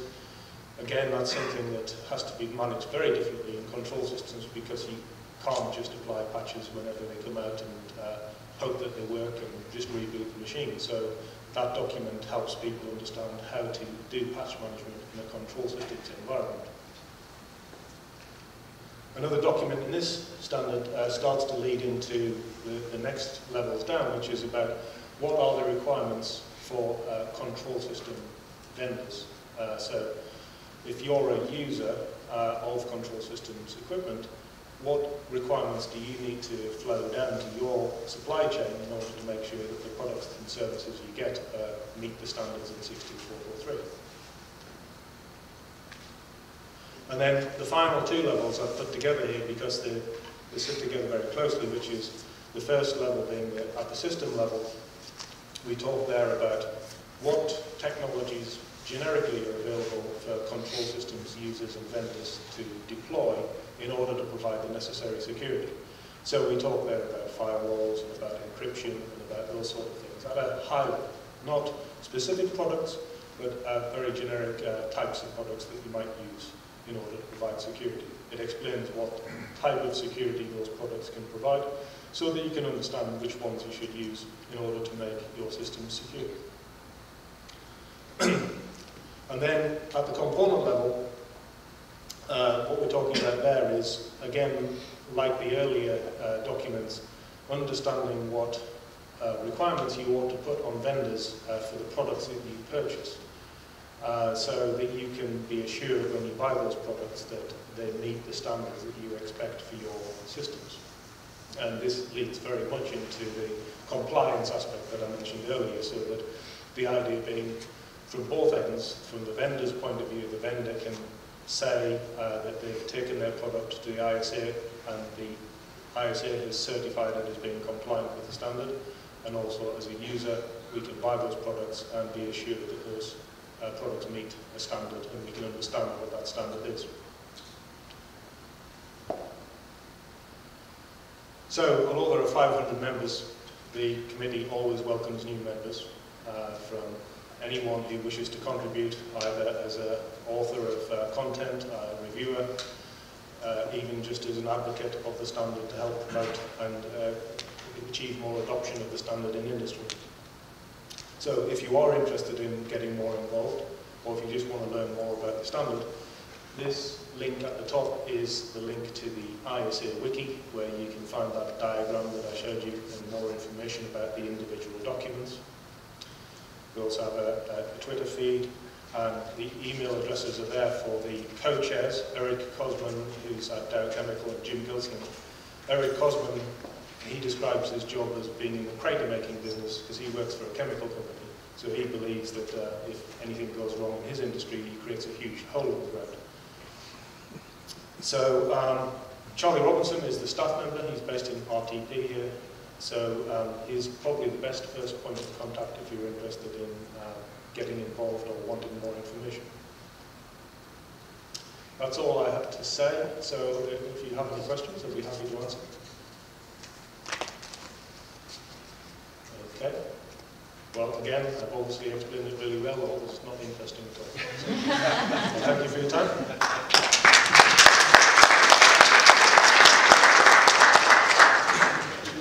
Steve Buster talked to you about the ISA 62443, ISA 99, IEC 62443 standards. One of the questions that's been asked of us in these other seminars is, okay, you got these standards, okay, what kind of resources do you have that backs up these standards? So we have with us today Ted Goen, who is the Executive Director and the CEO for ISA. As Steve alluded to, he'll be talking with you about these resources that help to bolster up the IEC 62443 standards. Okay. Thank you, Mike. Those of you in the back row, can you hear me if I talk like this as opposed to using the microphone? Okay, great. For a couple hours, I've been sitting here looking at this chair. I'm not exactly sure why we've got a lone chair out here, other than that I work very closely with Mike, and I'm afraid if I don't do a good job, he's going to make me sit in there and give you guys rotten tomatoes. So we're going to try and avoid that. And Josh, you go after me. Rotten tomatoes aren't going to look good with that suit. You don't want to go back to the office with that. Anyways, as Mike said, I'm from the International Society of Automation, and I've got about a dozen slides to go through with you, but I'm going to try and kind of tailor my comments to the discussion we had this morning and try and address some of those concerns or maybe clarify them a little bit to the best I can. So I may not talk directly to all of the slides. But let's start with who we are. And I might best describe that by telling you who we are not. ISA is not a trade organization. We are a professional technical society. That means we are made up of individual technologists, engineers, technicians from all around the world that have something to do with the field of automation. And we're going to celebrate our 70th anniversary next year. So we've been around for quite a while. Because we're not a trade organization, we don't have members that are companies. Therefore, we're not really about corporate interests. We're also not a government agency, so I'm not representing that side of it. I'm representing really the technology of automation and all that it is. We've actually now got about 37,000 members all around the world in various sub-disciplines within automation.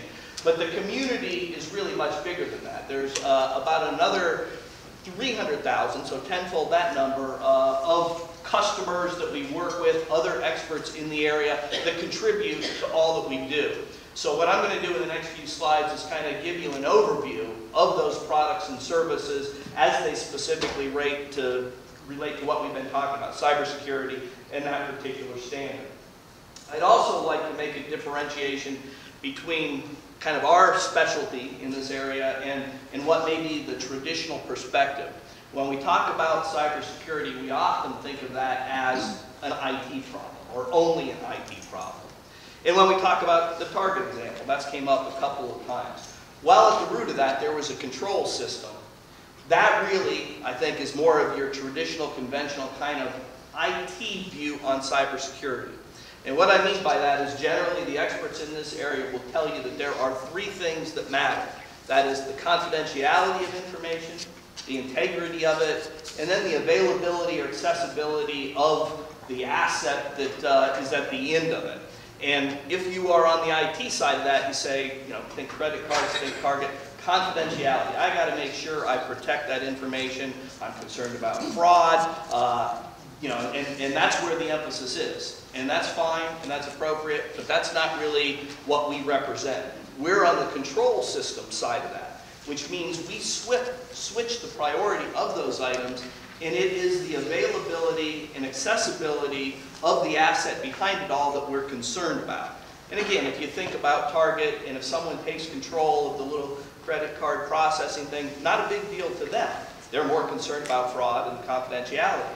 However, think of it from that large manufacturer. And I was recently on a radio show with an executive from Dow, and they were talking about an ethylene plant that they just built that has been designed to run continuously for 7 years. So there's no maintenance on it. There's no downtime planned for a 7-year period. When they do take that offline, it's going to be 3 months to bring that back up, cost them millions and millions of dollars, but in that 3-month period, they're going to lose hundreds of millions of opportunity because they're not processed. So if you think about the potential danger that comes from an unplanned downtime, it really becomes a catastrophic event. And as Steve Mustard mentioned, we've seen several of these around the world. We'll talk a little bit about some of those, but I think in general, the public and many of the manufacturers still don't understand the risk that's there to them. So we hope today to kind of give you some additional resources to look at, to think about, and maybe you'll find something that's a good nugget to take back to the office with you. So ISA, again, is a nonprofit, been around for 70 years. We focus on 5 different core competencies. These are the areas that we have products and services in, just like other professional societies like us. No surprises there. Standards, we've already talked about that, 99 and 62443. I'll go into a little bit more detail on that.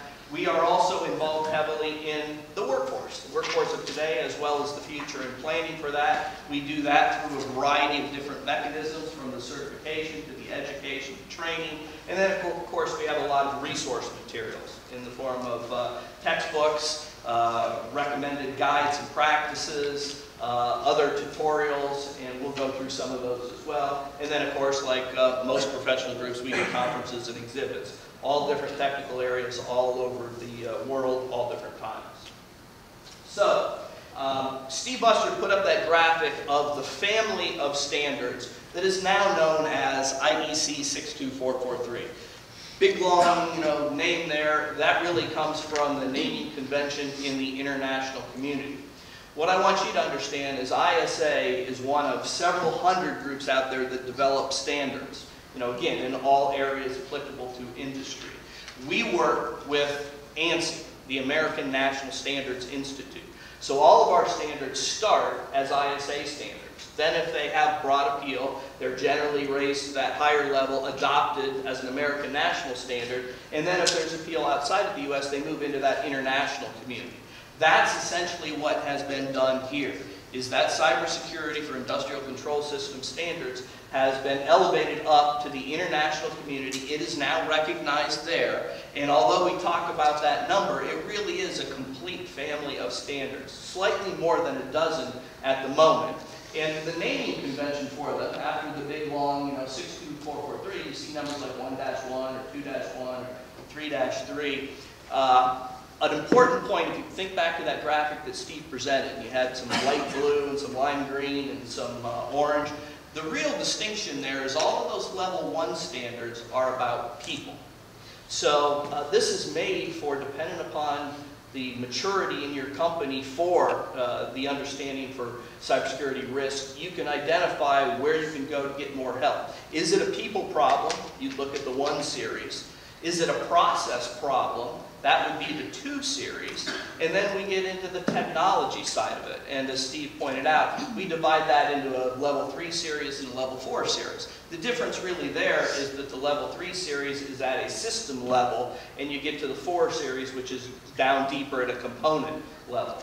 So again, it provides focus, and it's also important to note that this is all in alignment with the framework that Adam mentioned. We've been working with the federal government for several years now and have really incorporated a lot of this into that critical infrastructure protection framework.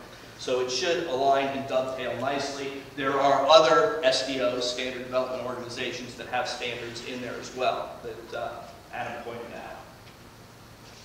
If we look at what we're doing on the training standpoint, ISA offers training in many formats, in many parts of the world, really, not just the US, but here in the US we have what we call regional training centers.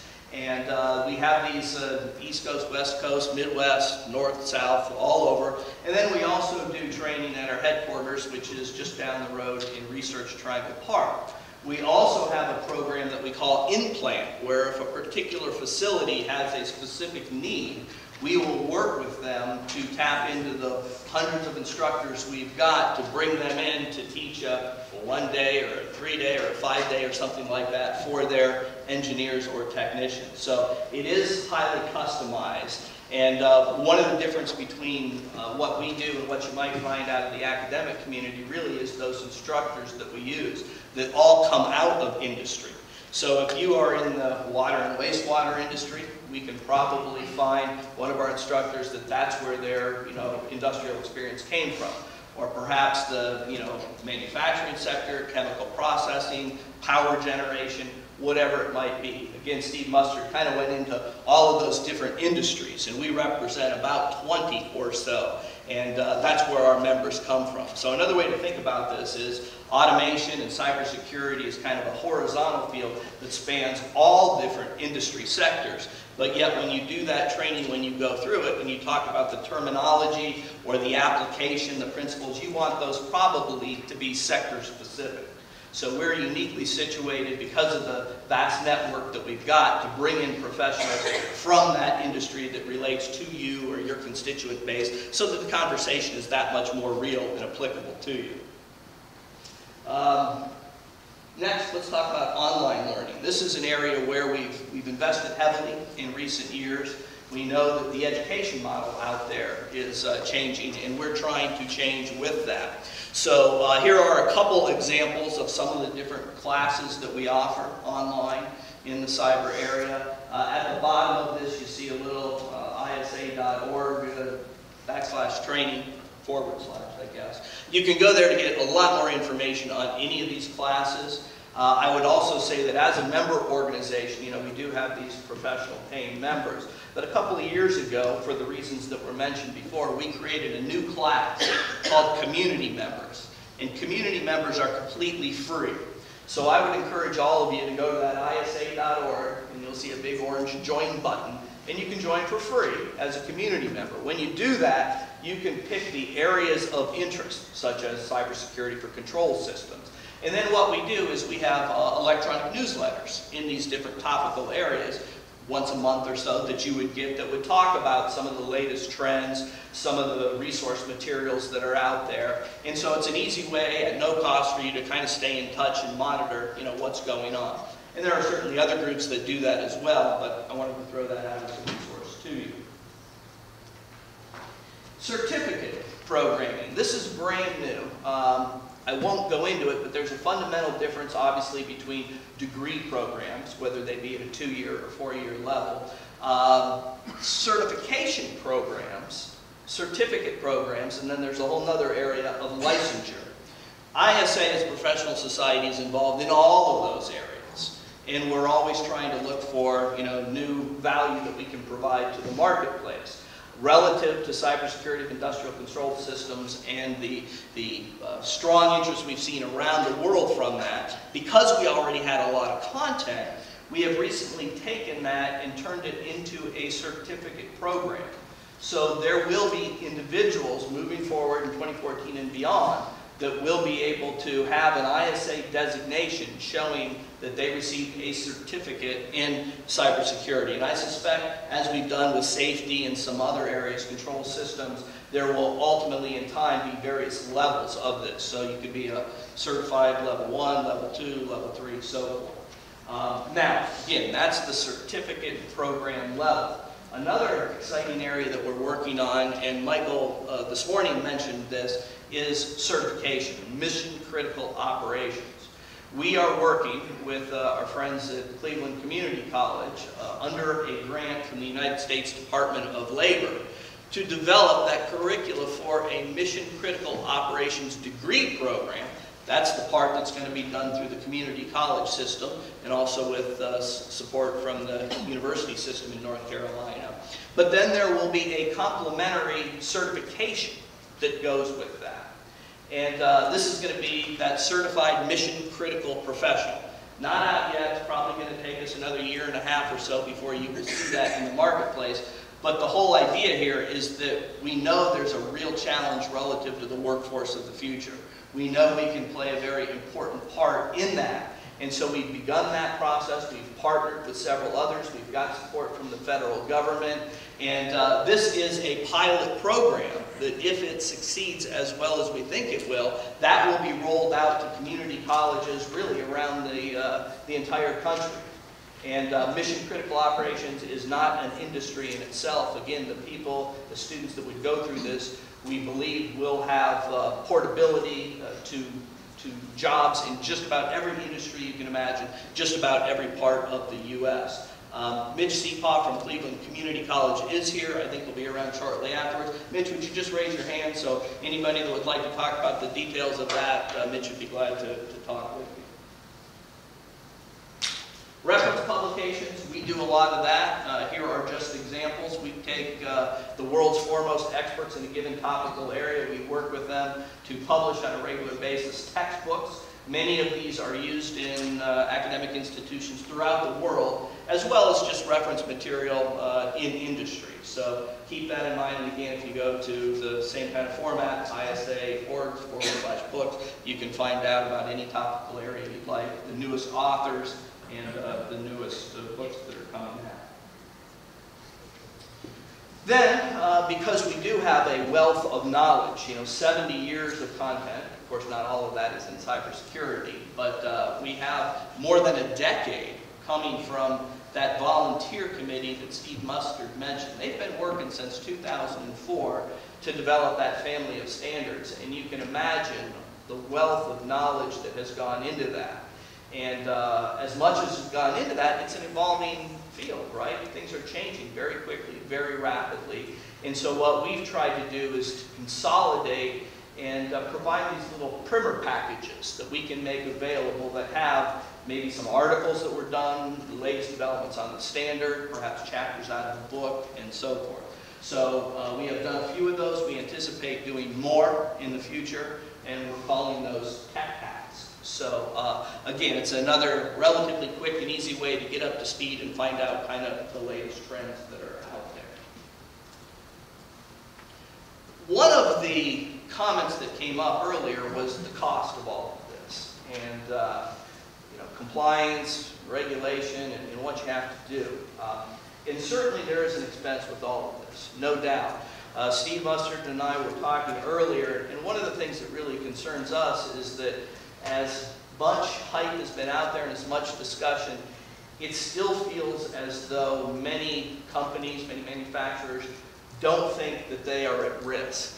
And we've seen a lot of intrusions, but what we haven't really seen to date is the loss of lives.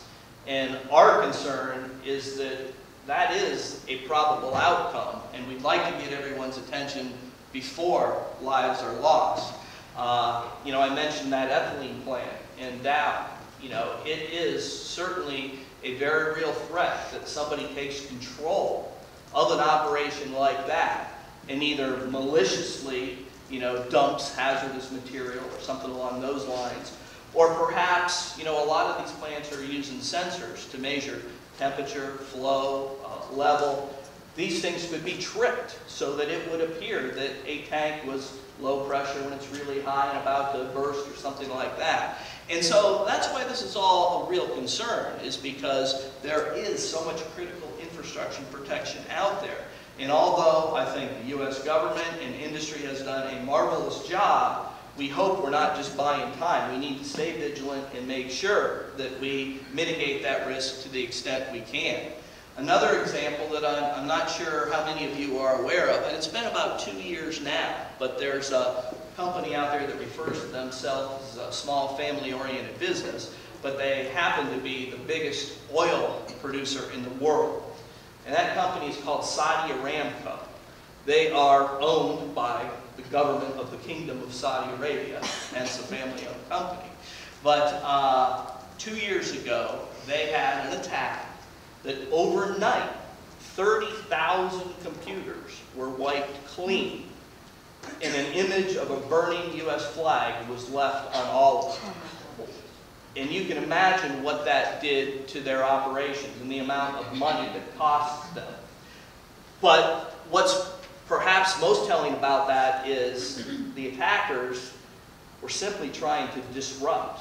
They weren't trying to kill or to do more damage than that. But if they were, and it's been proven, they easily could have caused a much bigger world-class catastrophe. So that's why all of this is important. When we come back to the compliance of this, what we heard from the manufacturing community, we call these end users. We have suppliers, we have end users, is, and both of those groups have been involved in the development of the standard.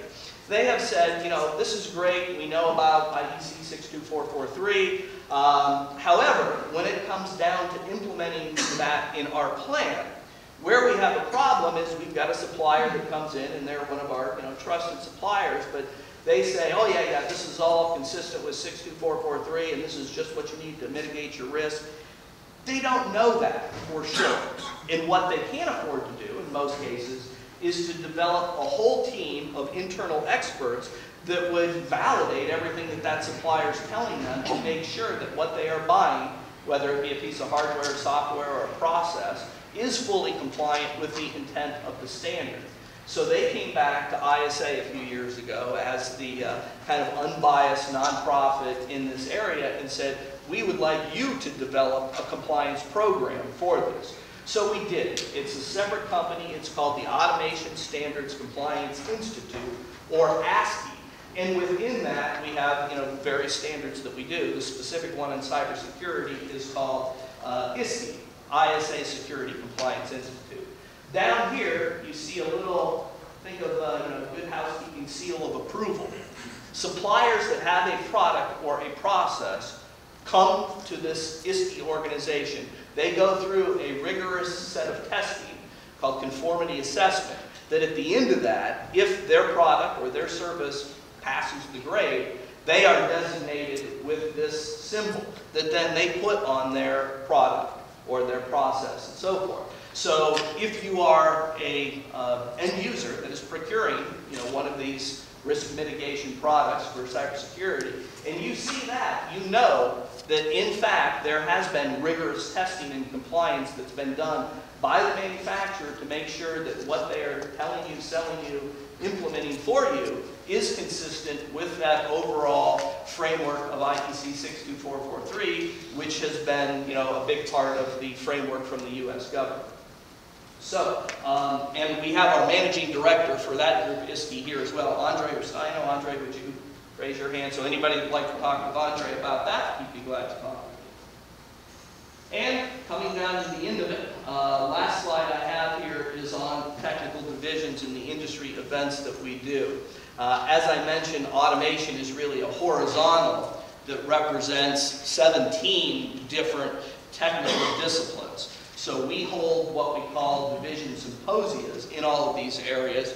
We have all of those members that break up into kind of their home area that might be something like food and pharmaceutical, or water and wastewater, or power generation, or aerospace and defense, oil and gas, on and on. So there's a home of like professionals that really is a technical community where they address these technical problems and concerns, and they have online listservs and they get together at technical conferences to talk about these. We have outside experts come in, perhaps from the government, from other parts of the world, to talk about what's going on there, and it's really is a great resource. So that really is my presentation. I'd like to thank all of you for being here today. I will also be around afterwards, and do we have time for any questions now? Or, okay, Mike says we've got time for a few questions.